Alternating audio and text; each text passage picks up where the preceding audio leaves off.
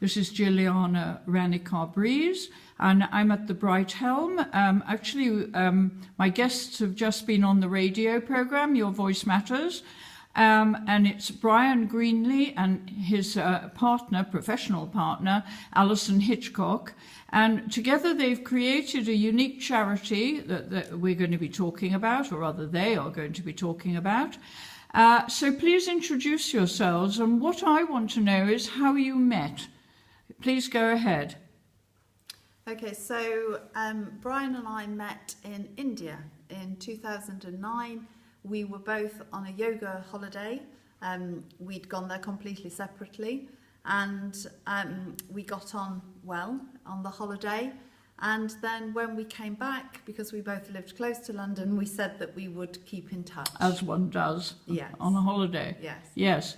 So then what happened exactly? So on about the third time we met, so in a period of 6 months, just before we met that time, I had been diagnosed with stage 3 bowel cancer. And so when Alison was telling me about what was happening in her life, and then she said, so what's happening with you? I was in two minds whether to tell her or not, and I did, and then she made a random offer. And that random offer was that she was going to write letters to me to cheer me up. Very unusual.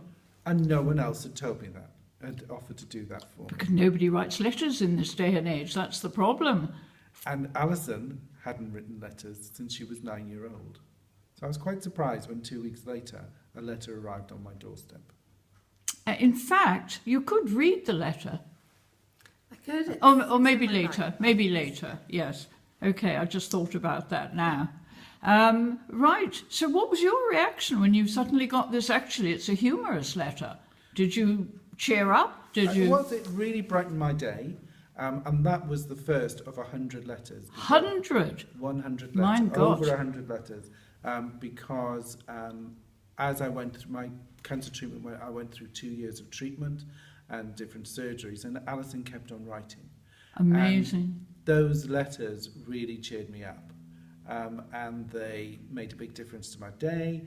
And I started to make a little routine around when I received. You kept a journal, you said? I kept a journal, but the letters, I used to make a routine of that, being that they would make a cup of tea, sit in an armchair, and really relax. Did you read the letters out, or just read them silently? Well, first of all, I would read them silently, but then when people came round to the house, I would read them out loud. And Fantastic. And people would say, wow, and they would laugh at the letters and say, what a great thing for somebody to do.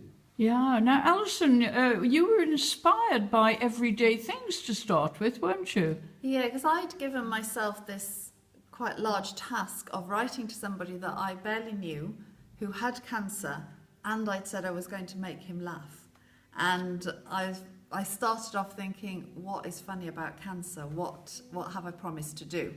And so I walked around in the 2 weeks before I would write the letter. I would walk around and just note down funny things that I saw that were happening in the high street. Can you give an example? So if I was sitting in a cafe, you often hear snippets of overheard conversations, which of course the people who are speaking don't think are funny. Yeah.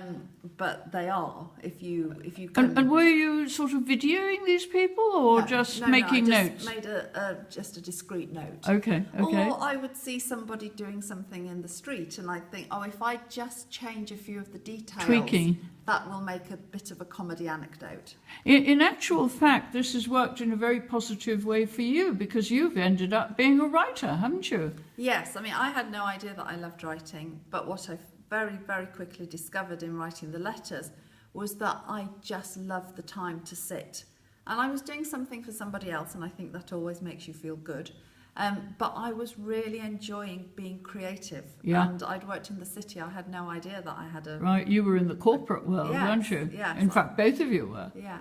Yes. And so, yes, I then went on an Arvon course, and then I did an MA. Oh, Arvon, you lucky girl. Yeah, that course changed my life, because that was when I discovered that not only could I write letters, but I could write short stories, and I could. And you've had two short stories published, haven't you? I've had a few short stories published. Yes. Right. And so I went on an MA in creative writing, Where did you do that? At Birkbeck. Oh, yes, I've been there. And then I started to work for an organisation called the Word Factory, and I started to teach creative writing to adults with learning difficulties and then to the homeless as well. Right. So you gave up your job? So yes, I wasn't working then. I was doing something completely different. Right. And I immersed myself in writing. And you've both set up a charity, haven't you? Tell me about that. Yeah. Yes, the charity is called From Me to You, and it's to encourage and inspire people to follow what Alison did and write letters. They don't have to write over 100, they can just write one. We hold workshops and letter writing days. And throughout England? Throughout England, yes. People come along and we encourage them to write, and they can write to somebody they know, and if they don't have somebody that they know who has cancer, they can donate that letter to somebody they don't know.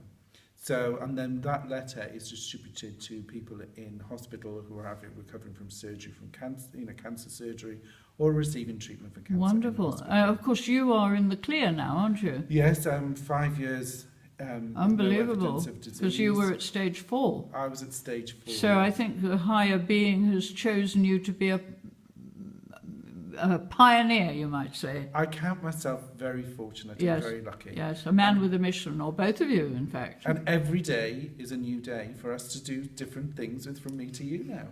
It's wonderful, wonderful. Except you don't write to each other anymore now, do you? Well, I never wrote in the first instance. That's very interesting. No, you never wrote. I never and wrote yet back. She still persevered. She was a very, very good friend. Extraordinary. She persevered. But I never wrote back because I didn't really want to burden her with what was going on with my thoughts, which were can be quite negative. But you did text, presumably, or messenger or something. We used to meet up for coffee. She used to come and visit, and I kept a journal, and I wrote a blog, and that was my way of expressing. Now, what have you done with the journal? Well, the journal, or are going to do with the journal? Well, we're in the process of writing a book between the two of us, right? Containing Alison's letters, yes, and my journal entries. Have you been commissioned? Not at this point, no. Where we have submitted it. We're in the process of submitting it to agents. Pitching it. Yes. Yeah. Have you got an agent? We're looking for one. Right. Yes. Okay. Yes. Continue.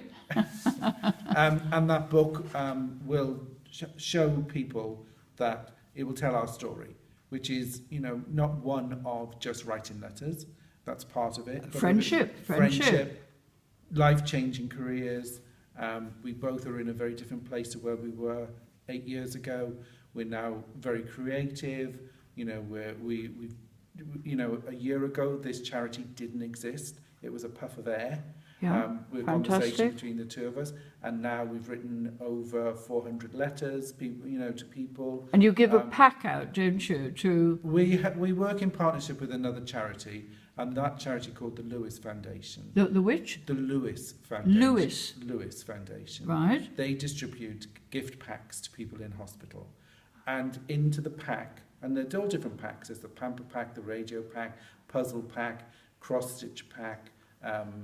Different men's grooming pack, and into those packs goes a letter that some kind person has written to a stranger, or as we like to refer to it, an unmet friend, and that letter goes into the gift pack. So somebody gets a surprise and a gift, and hopefully for a short period of time will be transported to somewhere else rather than their hospital bed. So it's a bit like the old way of pen pals, isn't it? Well, not quite. One way. It's a one-way pen pal. Oh, yes, system. Of course it is one way, yes. Well, thank you very much for coming all the way from London to be with our at BHCR, Brighton and Hove Community Radio, in fact, on our programme Your Voice Matters. And I wish you all the best. And we're going to see there's going to be a letter writing day on the 30th of November, and I shall certainly be there, and so will Susie. At the Jubilee Library in Brighton. Oh, yes, well, let's give it a plug. Anyway, thank you very much. Thank and you. Good luck to both of you. Bye-bye.